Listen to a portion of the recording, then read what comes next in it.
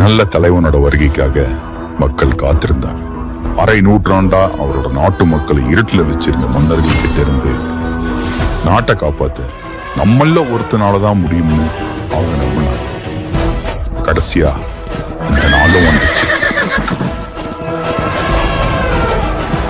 உங்க அண்ணன், உங்க தம்பி, உங்க தோழன், உங்க விஜய் களத்துக்கு வந்துட்டா.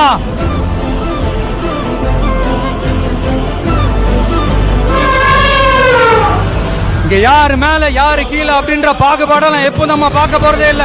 நம்மளை பொறுத்த வரைக்கும் நம்ம எல்லாருமே ஒண்ணுதான், நம்ம எல்லாருமே சமம் தான். அதனால என் நெஞ்சில் குடி இருக்கும்.